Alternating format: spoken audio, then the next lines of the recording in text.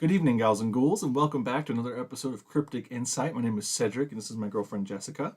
And today we are reviewing Rob Zombie's Halloween 2007 release. We watched the Canadian version, which does not have the unfortunate rape scene in it. But overall, I think, as we've kind of teased throughout these videos, we don't really like this film very much, which is unfortunate. As a diehard Halloween fan myself, I love Michael Myers. I want to love all of his movies, I really do. So in good spirit of all horror films, we're going to start with the things we liked, because there's probably not going to be very many. So we'll start there. For me, I gotta say, I've been coming to appreciate remakes with doing things differently, because I've come to an opinion as I've gotten older that if I wanted the same exact story, I would watch the original thing it came from. That goes for a lot of things, video games and etc. But for this, I will say I like that Rob Zombie tries to explore Michael's childhood. I appreciate it. I won't say I like it. I appreciate it. I appreciate that he tried to do something different and explore the character in a way that had not been explored before, and really to this day still hasn't been. However, I don't really like how it was executed overall. But and I don't think I have anything against the actors too. I think overall I liked the acting. Unfortunately, I'll go a little bit more into detail about this later, but I don't think they were given great dialogue to work with. But I think they were good actors. I think everyone did the best they could with this movie. I think they made the movie better. Everyone involved. They gave it their all, and you can tell that. So I liked the acting. I did, and I liked that I appreciate that he tried to go in a different direction. And then let's see, the second half of the film I liked, and by second half I mean everything after Michael as a young boy in the sanitarium. So when he becomes an adult, that's when I really start to kind of find myself enjoying this film a little bit more. Yeah. I like the mask. Michael's mask. Adult Michael is terrifying. It is the largest Michael Myers in the entire franchise. Tyler Mane being, I believe he was an ex-wrestler. Comment down below if I have that fact incorrect. I don't believe I do, but let me know in the comments down below. As I'm not as well versed in the Rob Zombie films as the other films.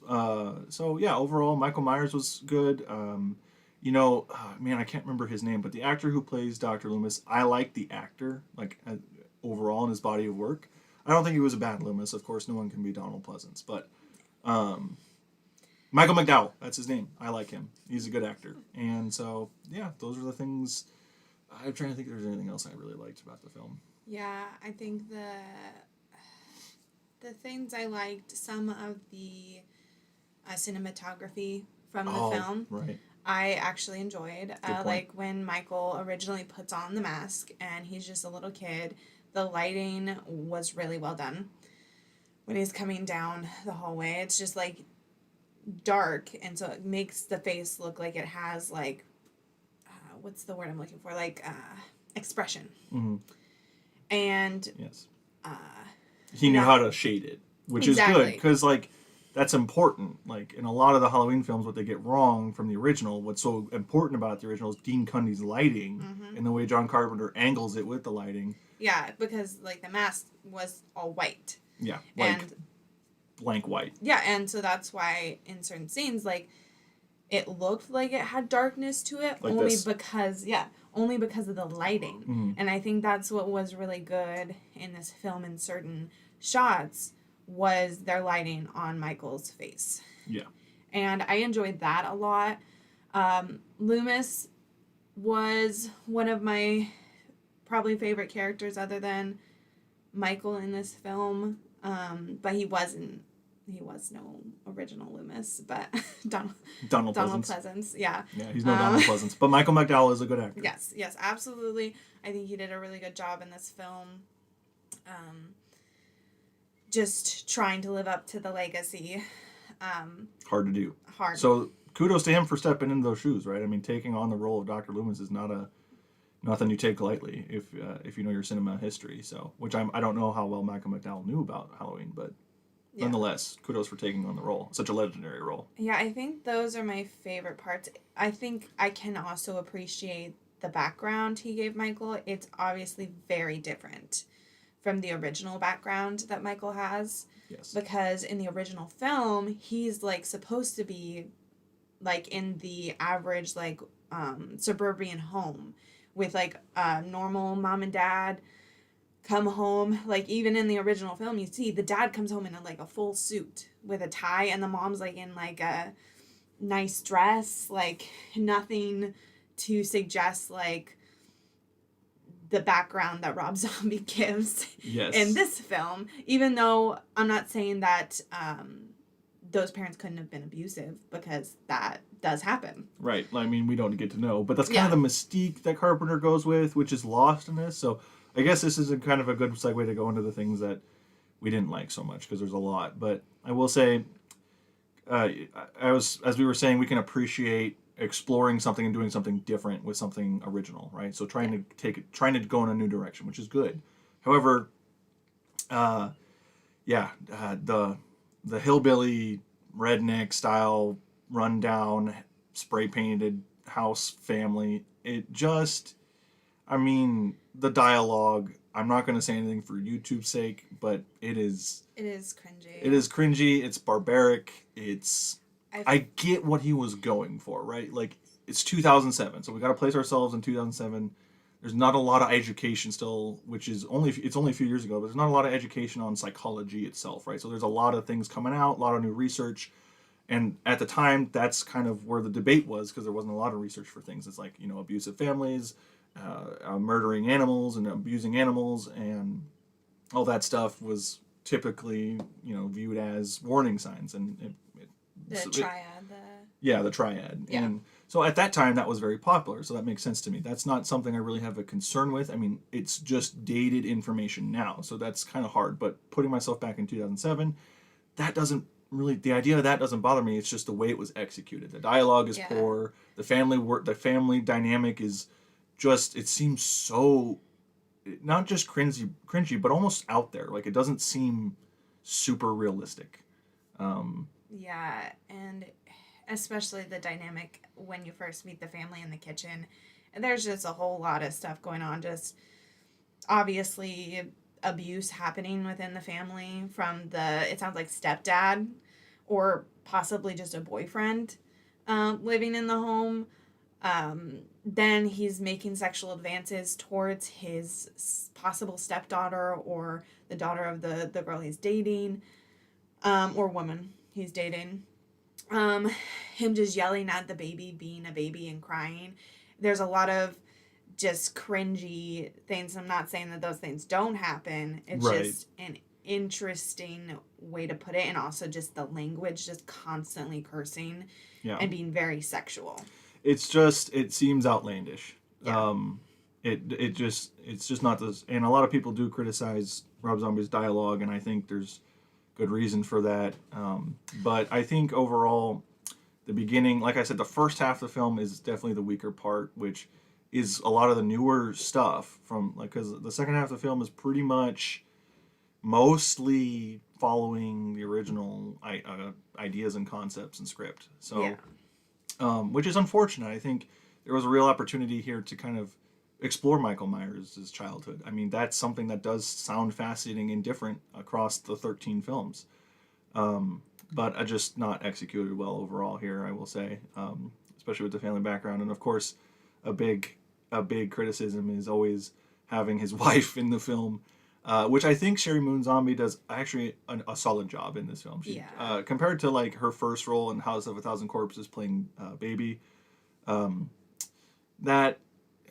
you could just tell that she had a few more films under her belt. She was just a little bit more grounded. Played a caring mother who clearly cared about her children. And then after Michael killed everyone in the family, she plays a very good grieving mother who's lost a lot. Obviously, she lost her daughter, and she lost possibly her husband or significant other, even though obviously their relationship was abusive. But clearly they were, in a relationship. Oftentimes people in abuse have a hard time leaving, and they do have feelings for their abuser. So she was dealing with that. Yep. And she was dealing with the loss of her son, Michael, because he was basically institutionalized for who knows how long. And especially after he killed the nurse while he was institutionalized, the likelihood of him ever getting out just vanished. Yeah. So, overall, I mean, the first half of the film, it could have been done better. Nice to have a little guest appearance by Danny Trejo, and in the non-rape version, Bill Moseley as one of the cops that escorts Michael. I do love me some Bill Moseley. I believe it's Bill Moseley. He didn't the Bill Moseley. He didn't escort him. He had the shotgun. Oh, okay, okay. Yeah, Danny Trejo is. Oh, yeah. There we go. The kind of groundskeeper. I don't know what you would call him. The caretaker, maybe. I don't know. But he takes care of Michael. That was nice to have him in the film. Danny Trejo is an acting legend and has been in a few horror films and some action films. So nice to have him. I mean, there's a lot of like stars in this film. And I thought an interesting point also in the film was almost after Michael had killed his like entire family, he was like saying that he didn't remember it, which I thought was an interesting like choice, because I didn't know if he was trying to go into dissociative identity disorder, or if he was leaning towards Michael just making up that he didn't remember. Because like when he was talking, it seemed like they were going for like he's a different kid, but then when he stops talking, it's like he is the killer and murderer. Yeah, there's a lot of things we just don't have enough psychologically to enough symptoms and expression in the film, which is it's a film, right? We're not going to get that, but yeah, it could be at this point ODD, it could be dissociative, it could be depersonalization derealization disorder. It could be probably one of those three is what my immediate guess would be if I were to do anything or say anything about it. But we just don't get enough to really kind of tell. But kind of moving on a little bit from the first half of the film, going on to the second half, which is I'm not gonna. When I say my favorite part, I just mean like I enjoy this part more than in the film. Because now we have Michael in the jumpsuit meeting Joe Grizzly. I'm Joe Grizzly, bitch. And getting the jumpsuit that way, and getting the mask, going back to Haddonfield. You can do a lot of nitpicking, and it is a film, and it is a 2-hour film, so it is a little longer than normal, but there's a lot of things that kind of you wish you could maybe see a little bit more, because we cut a lot, and we get to Michael going to the house, from the gas station all the way back to Haddonfield very quickly. I think you even pointed out, like, when did he put the knife and the mask under the floorboards? Like, when did he do that? Well, and also, how did he do it? And how did he do that? Like, he had to break open the floorboards to get out the mask and knife. How in the world did he put it in there as a little kid? Right. Like, when did that happen? When and how? So, yeah. That just seemed a little weird, but, I mean, overall, you don't really need to know. He's just getting a mask. I think it's just a small oversight. You get a little too excited in the writing room. You're working on Halloween, whatever. But overall, I think Laurie Strode. We'll talk about her because we haven't really talked about her yet either. It's Rob Zombie's take on Laurie Strode. I don't think she was the worst character by any means. To be honest with you, I think Linda was the weakest character. I didn't like her all that much. Not that the actor did a bad job. I just didn't like her as Laurie Strode. Yeah. Because like she was a good actress. No, I didn't think that she did a bad job at all. I just didn't like the sexual elements they needed to for some reason. And that's not her bring fault. into That's writing. Everything. Right. I know. And that's writing by Rob Zombie. Right? Exactly. That's not the like with the fault. parents, and she's like being weird and having sexual dialogue there, and then with her friend coming over talking about Ben Tramer, of course. And which is nice to have. Yes. I mean, Rob Zombie really does, in a way, honor the source material. It's just the presentation kind of also dishonors it at the same time. And her, and is it Anna? Annie. Sorry. By Danielle Harris from Halloween's 4 and 5, so Halloween fans love her. Annie and her like basically pretending to have sex against the wall in while front of the the children. two kids are right there. Right. I'm like, the one who's supposed to be the responsible one, the one who's like doesn't want to get in trouble, is like super sexual in all these weird places, and I'm like, that's weird. Well, and we are basing it off of the original because it is a remake. But I will say that it's not like we're saying that teenagers don't do that or aren't really like, you know, they don't think before they do things, right? To me, it was like, yeah, sure, that could happen. But when you're talking about the character of Laurie Strode, again, it's Rob Zombie's representation of the character. Well, and even in like the library, they're like, "Oh, you're such a like goody two shoes." I'm like, "Is she like Mother Teresa? Mother Teresa? Yeah, you're Mother Teresa." I'm like, "But you guys are like pretending to have sex against the wall in front of two children. So who's Mother Teresa here?" Right. And I'm not gonna lie, not because the kid actors, I didn't really like Tommy Doyle or Lindsay. I don't know why. I mean, they weren't the biggest problem in the movie, but they were just like. I mean, they were there. They didn't really give much to the film. Besides the one chase scene. Yeah. Where they go into the bathroom. There's a little bit of like, why would you take him towards the children? Yeah, like I didn't understand why she ran right back towards the house with Michael following her when she knew that there was kids inside the house. I wouldn't have taken him towards children. No. And then, like you said, it's like, oh, you're gonna lock the whole door is glass. You're gonna lock the glass door after this man just busted down a whole wooden front door, like he just busted it through. Yeah, that's gonna stop him. But Michael is a little bit smart, so he stops because he hears the police come through, and he kills the police officer because he hides. Yeah. So chase sequences honestly were pretty effective. Yeah, they were good. Pretty gory. There's definitely a lot more kills in this film than the original. It's not as bloody as I thought it was going to be, which is good. I mean. But there are more deaths, and I think he did do, as we mentioned, his homages to the original film. Rob Zombie did homage Bob's death. Yeah.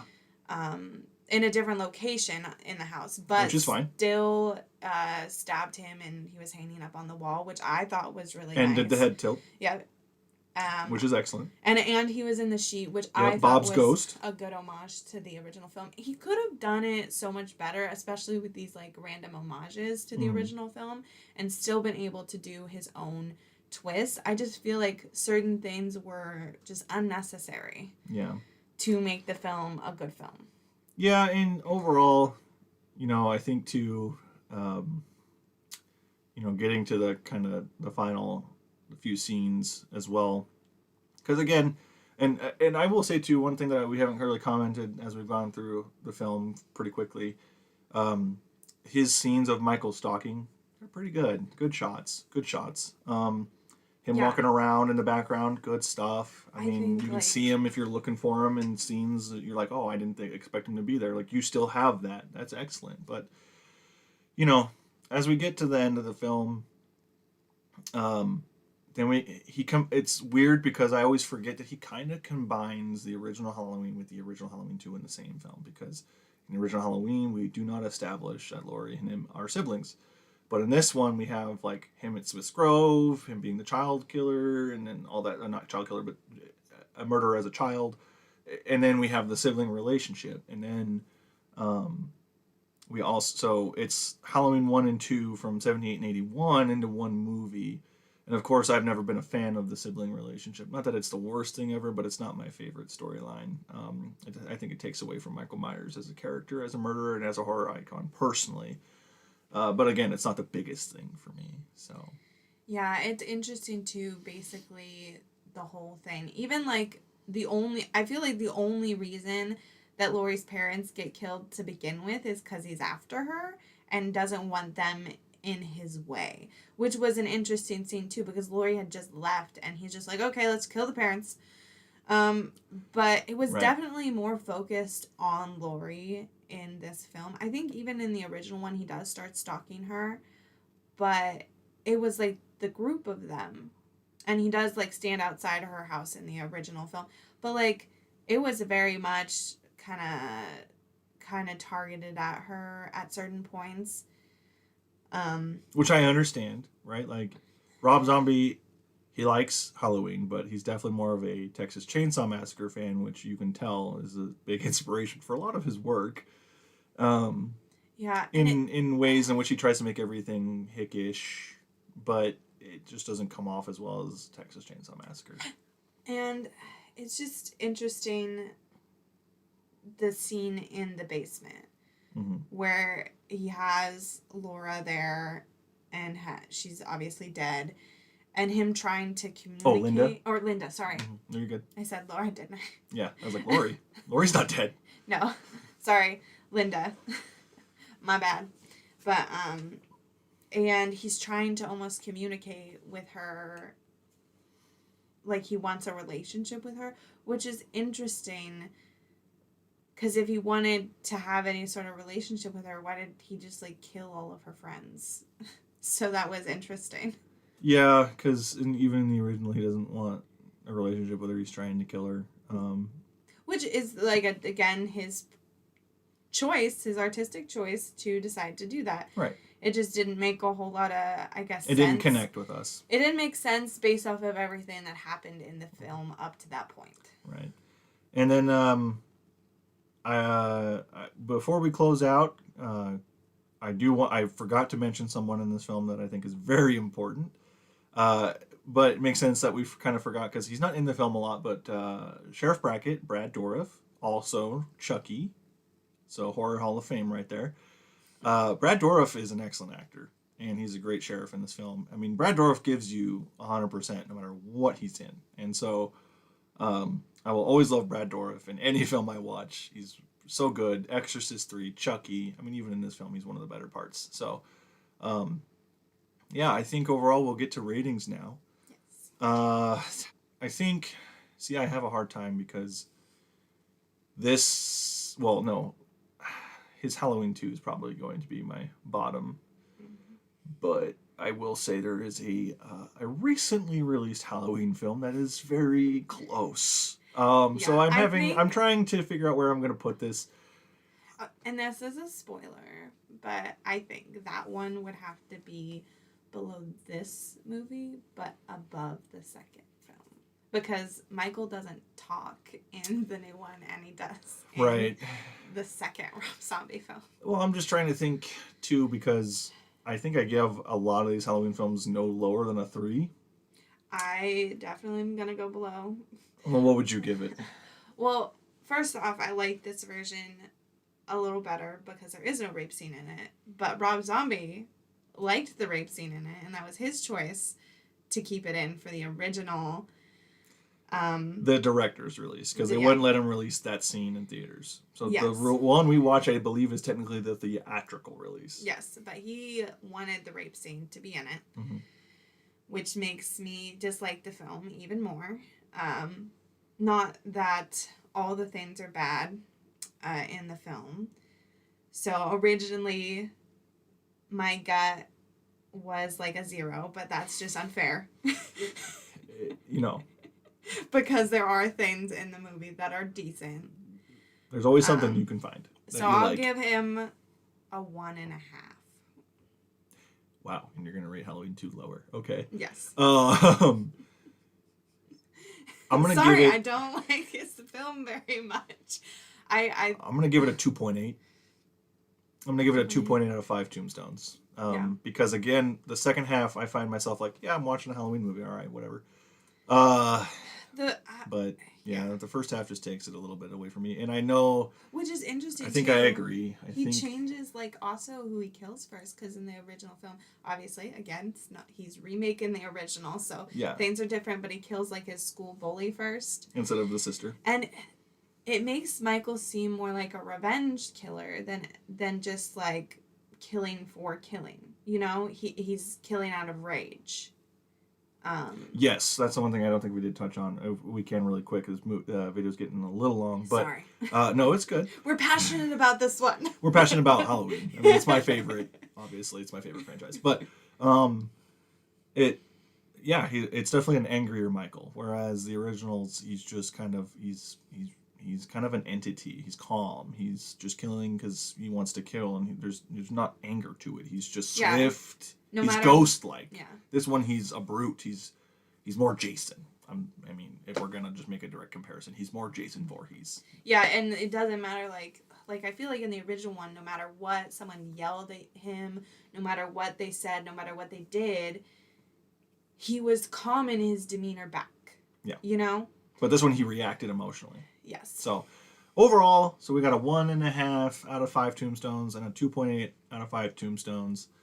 Let us know what you guys think of Rob Zombie's Halloween 2007. Like we said, it's our opinions. It's our opinions, right? I mean, that's the great thing about the horror community, right? I know there's a lot of Rob Zombie guys out there, and that's very fair. It's fine. You know, there's a lot of that's kind of the beauty of a franchise after so long is there's eventually there's going to be a lot of people who get their hands on Halloween and give you their vision of what Halloween could be, and that's kind of cool. So you know, this one just doesn't really connect with us. But let us know. And check us out next time for Rob Zombie's Halloween 2 2009. Oh boy. Also know that we'll do kind of like a tier list of some things, kind of ranking some things overall. I know you can kind of piece together our ratings, but we'll rank like masks and stuff and Loomis portrayals. We got all kinds of ideas. So stay tuned. Catch us next time. And stay creepy, everybody. Thank you so much for watching. Bye. Have a good night.